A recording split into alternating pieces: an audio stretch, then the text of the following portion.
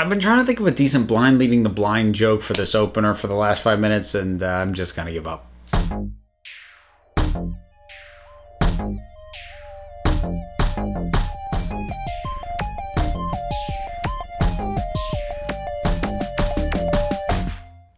Daredevil's back, season 3. I don't think I've actually talked formally about this show on this channel before. I didn't get through the first 2 seasons in a timely enough manner that it felt worth doing reviews at the time.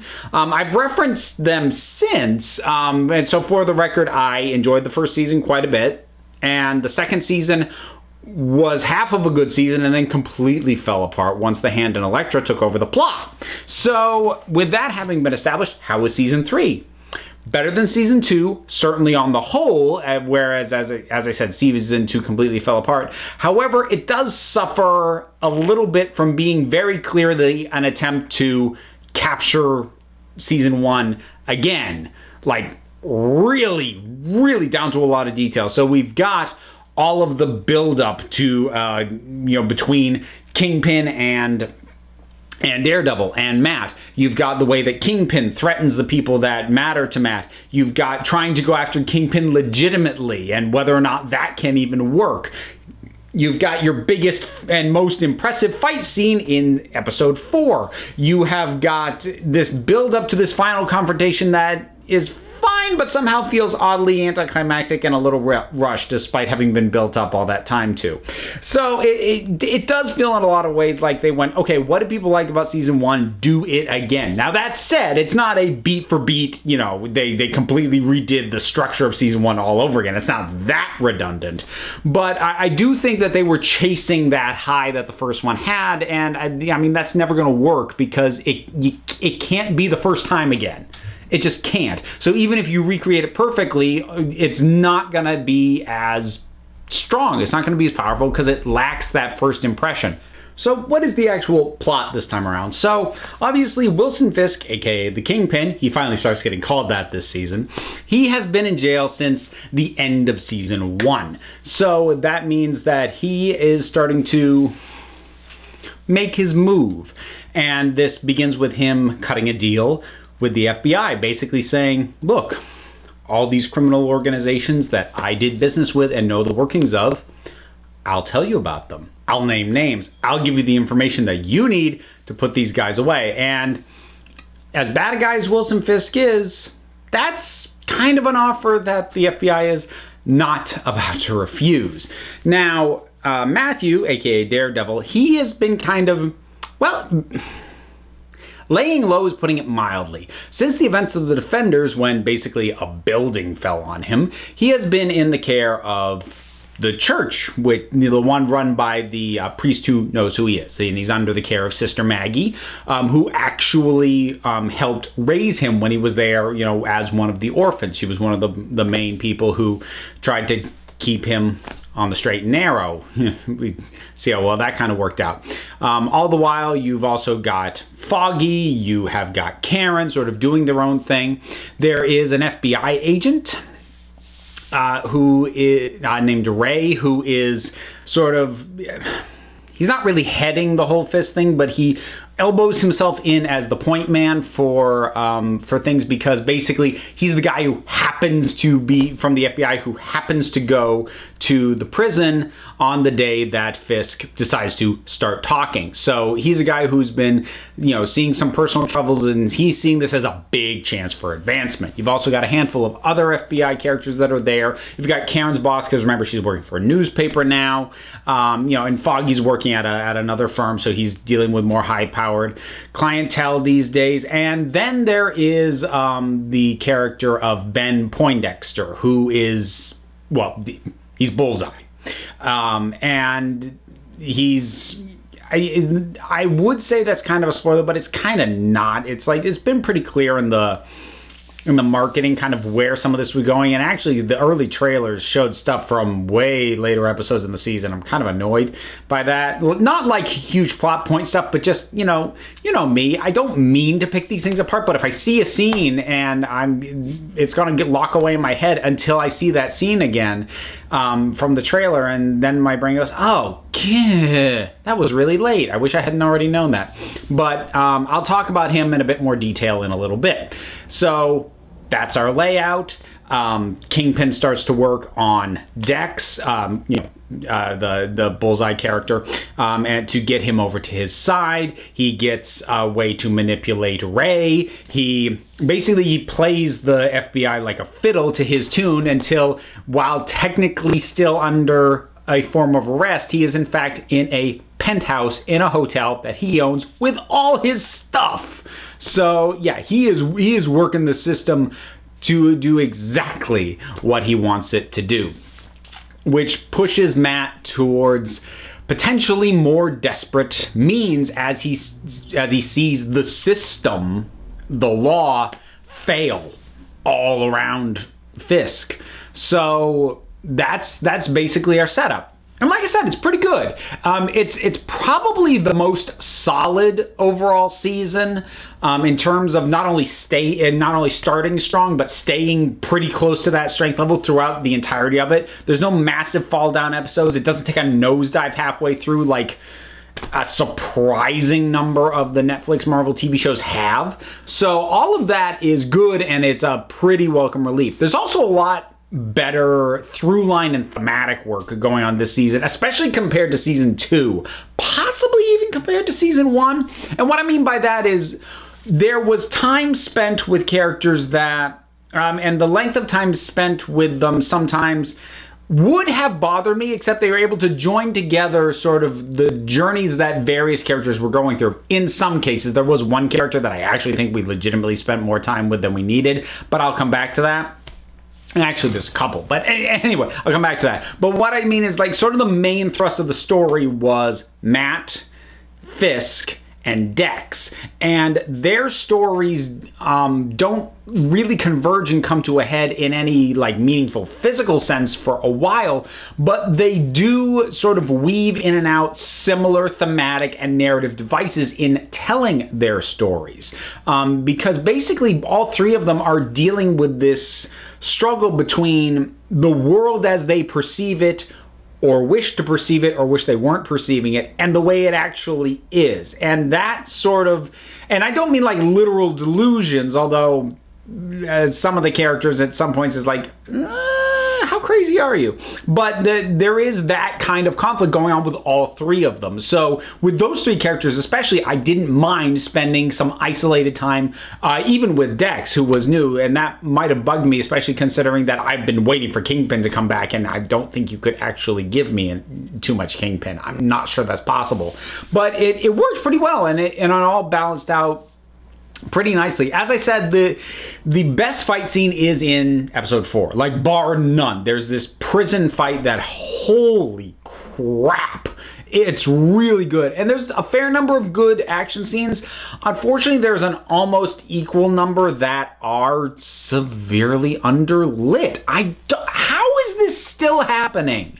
How is this still such a consistent problem with these shows, that fight scenes that look like, from what little I can make out, are probably really cool, but I can't see them? And yes, I understand it's to Matt's advantage as Daredevil to make the room really dark, because it doesn't affect his ability to perceive what's around him, but it affects the vision of the people he's fighting. I get it tactically, but it's frustrating for me to try and watch that when it's that dark. That's a case where narrative justification doesn't fix the problem. So that was frustrating. But like I said, when the fight scenes are good, they are really good. And they're appropriately intense. They're brutal. But I don't think this is as strong as season 1, even sort of setting aside the issue that I mentioned before of it's trying really hard to recapture that same thing. Because there's some storytelling sloppiness going on here, especially early on. There's a lot of stuff that moves forward on sheer coincidence. So, like, just a couple of examples are things like Matt, after having gone through basically just trying to recover, and like he's so busted up from what he went through at the end of Defenders. He can't even like really perceive what's going around him properly. His hearing isn't working quite right, so his sort of echolocation thing that he does, that's not exactly registering the way that it's supposed to. But he kind of gets it back at least well enough that he goes out, and then by sheer coincidence, the first person that he helps save ends up being someone who's kind of famous, which means Karen covers it for her newspaper, which means she gets the first hint that Matt might still be alive. And coincidentally, this guy also connects to some fist. Like this, that's a lot of stackpiling of coincidences. Or there's a point later on where Foggy gets this idea of a way to move forward to try and take down Fisk through the actual normal legal means, and he gets his big inspiration by a court document that literally just happens to spill out of his live-in girlfriend's purse, because she's a lawyer too, and he just happens to pick it up and read it and go, oh, like that. Come on. And like a couple of these wouldn't matter to me so much, but it happens a bit, and unfortunately I think the show actually knows that, because they try and account for some of the things that had been reading as coincidences prior in the latter half of the show, but they kind of overstep, and it becomes one of those things where, okay, so now you're telling me it's not a coincidence, but the level of things that had to have happened for that to be purposeful on anybody's part, I'm not sure I can buy that. I think a coincidence might have been better.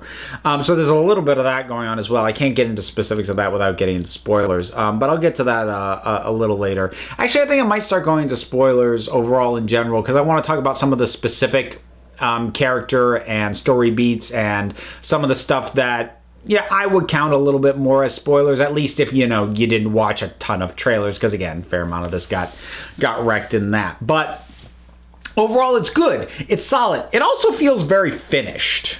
Like I mentioned this before even seeing this season, that the story that it looked like they were building towards in this season, to me, feels like a good story to end with. And the end of this season does really feel like a pretty significant wrap-up. It's not like there's zero story threads that they could pick up later, but it's certainly not like the end of Luke Cage Season 2 or the end of Iron Fist Season 2, where like, and here's what the plot of the next season will be. It's just like a couple of things that could factor in, but probably couldn't carry an entire season of television on their own, that are left dangling. For the most part, it feels really wrapped up. It feels like a conclusion, and I would not be shocked if in a month Netflix cancels this. Not because it's bad, but it does seem like, without flat out owning up to it, Netflix is sort of clearing the Marvel stuff off their board. So just given the nature of where this story ends, I think it's a perfectly acceptable end point. Oh, there's one other thing that I'll mention in terms of sort of the balance not quite being right. This season gets a bit more into, well, not a bit more, because there was some of this in Season 2, but it deals with sort of the schlockier, more outlandish, comic booky elements of Daredevil and his world, and Kingpin and the way Kingpin operates. And that's fine and all, but the problem is, Kingpin, having been established in the first season, which was the first season of Daredevil was probably the most grounded of these Marvel shows at all. I mean, maybe Luke Cage Season 1, but it's not. It's feeling real ground level. It's feeling really gritty. But by bringing back the villain who was established in that season, they try and bring back that feel as well. And there's a little bit of a disjointedness there, because when you are presenting things as outlandish as some of the stuff that goes on here, I don't mean like superpowers outlandish. I mean like that's not how the legal system works outlandish. It's a little bit harder to sort of brush aside those sorts of nitpicks when the show is really trying to ground itself in the more gritty, grounded versions of things. I think something like Dex is a good example of that, because Bullseye is a very comic booky character. I mean, he just is. He is the sort of character you don't really get outside of comic books or really ridiculous kinds of entertainment. But they're doing the more grounded, gritty version of him at the same time that they're taking a lot of liberties with the idea of being grounded in other areas. And there's a little bit of a disconnect there. Again, it doesn't send it totally off the rails, but I think it does sort of show how the show was sort of fighting its own evolution to a certain degree, which I think might have hurt it a little bit. Okay, I'm going to start getting into spoilers and getting into more specific stuff about what does go on. So if you haven't finished Daredevil Season 3 yet, and you care, you don't want to hear this stuff, this is the point to you know, stop watching me. But it's solid. I would say check it out, especially if you enjoyed Season 1. So, getting into spoilers, the specific background that they gave Dex, this sort of feeds into what I just said, is probably a little more grounded than it should be. I mean, the basic, while giving him and never positively identifying the never misses and can turn any, you know, even vaguely sharp item into a deadly projectile thing, they also tried to give him basically Dexter's backstory, like from the Showtime show Dexter. Dexter. Is that coincidental? Because I don't think Bullseye's name is Ben Poindexter in the comics. I don't think they've actually ever confirmed what his real name is. Anyways, so like they really do a lot to ground him in terms in sort of explain his mental state, to explain why Fisk is able to manipulate him. And for the most part that works, but that does feed into what I mentioned before about them overstepping the coincidence factor, which is we find out later that Fisk has basically been moving the puzzle pieces to get Dex in a position where he was going to be able to manipulate him, and to get Ray in a position where he was going to be able to manipulate him for a significant amount of time before the season even starts. And that's too much. It's not that I doubt that the Kingpin has that level of influence that he could pull this off, but like that's just getting into clairvoyant levels of knowing exactly how things are going to play out. And part of the thing with Fisk is his relationships with people are awkward enough that I don't think I would trust his judgment enough on how people will respond to situations, you know, in a human emotional reaction kind of way, to be able to plan that many steps ahead and have it actually all line up and fall into place. I think that's pushing it too much. And like I said, it fixes the coincidence factor on some of these things, but replaces it with, in my mind, a bigger problem where the only way this works is if your villain is just as precognizant, and that, yeah. So that kind of annoyed me a little bit. I was very happy when Vanessa came back. I wish she had come back sooner in the show than she did, because I like Vanessa a lot and I love her relationship with Fisk. The reason I didn't talk about this before is she's talked about almost the entire season, but she actually returns to the show so late. I just felt like I didn't even want to touch stuff that late, talking non-spoilers. But now that I'm here, they spent so much time building up her return. I was really nervous that they were gonna somehow let me down or botch her return, because I'm like, I feel like there's been so much build up. Please don't let it just be a misfire. And it wasn't. It wasn't. I love Vanessa and her dynamic with Wilson Fisk so much, because basically when you get these sorts of situations, you get one of two things. You either get sort of the Godfather model in terms of like the relationship between Al Pacino's character and Diane Keaton's character, which is the spouse or, you know, significant other who is being kept in the dark, doesn't want any part of it, wishes that, you know, the organized crime person would get out of it. Or you get the Lady Macbeth thing, which is that she is the secret power behind things, pushing him, and she's really the one in control of everything. And Vanessa isn't quite either of those. She is a little closer to Lady Macbeth, but she wants to be Wilson's partner. She does push him, but she pushes him towards what she believes he is supposed to be. She's not manipulating him for her own benefit. And I love that dynamic. And even his first instinct is to protect her from this. And she gets annoyed with him by that. She kind of pulls back from him. She resents him a little bit that he tries to hide his world from her when she says flat out, who you are and the world that you exist in is why I love you. It's why I want to be with you. Don't shut me out of this. It's a fascinating dynamic, and I love it so much. But honestly, with the exception of how extensive his plan would have to be by the time you get a full picture of it, other than that, I really have no complaints about Kingpin or his use in this. I think he's terrific. I had my little niggles about Dex. Daredevil, Matt, he's fine. I think unfortunately, he's kind of the least interesting character of the primary characters in this show, but he's putting in the work. He's doing good, solid work especially in terms of showing the struggle that's going on with him right now. I really like Sister Maggie. Now, the revelation that she was his mother didn't surprise me. I knew that from the comics. But I think the dropping of that, I'm not sure was completely played, but as far as the way that it altered character dynamics or informed you about the character dynamics, that worked, that tracked, and that played out well enough. We got that extended flashback episode on Karen, and I'm not entirely sure why. Not that it was bad, but I don't know what that information about her added to this season, really. Like when Fisk got a flashback episode in season 1, it told us a lot about him. This thing with Karen, I mean, basically as soon as the flashback starts, you can track pretty much exactly where this is going, and then it goes pretty much exactly there. So, and that's just based off like the little bits she's said and the little hints we've gotten about her past and her relationship with her father and all that. So I don't know why that's there, except to make the show 13 episodes. And that's sort of the one other thing. It's not padded necessarily, but it is stretched. I'm not sure there's, except for the Karen flashback, and even that, like, that might have worked as like little snippets, like 5 minutes highlights as opposed to most of an episode.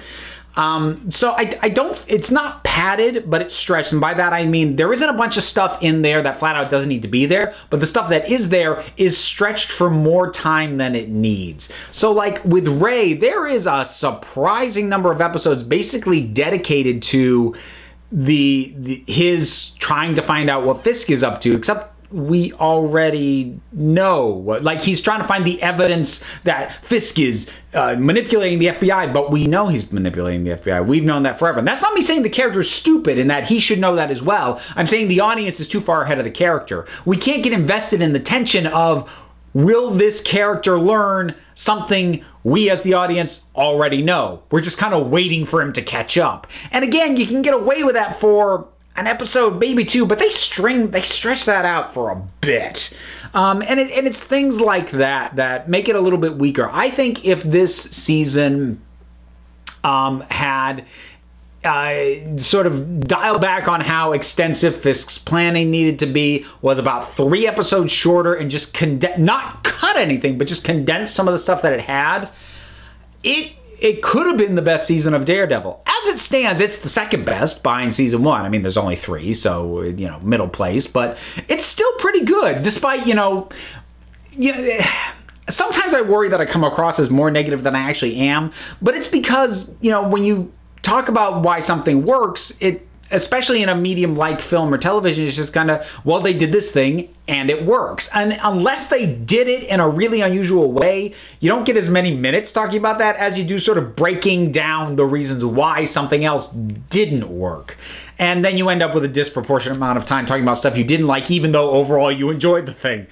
That's sort of the weirdness of this thing that I do. But in any case, Daredevil Season 3, what did you think about it? I'm assuming you've seen it if you have watched all the way through, including the spoilers. Whatever your thoughts are, drop something down in the comments. Let's talk about it. Whole bunch of stuff you can do down there too, because there's buttons and there's links, including a link to my Patreon if you feel like supporting me that way. It would be amazing. I think I hit 100 patrons, which is nuts, but awesome. So, but you know what? If you don't want to support me that way either, don't worry about it. There's other links there for you to check out too. But in any case, don't sweat it, because at the end of the day, you folks, you're the council. I just run the meetings. And until next time, this council is a jerk.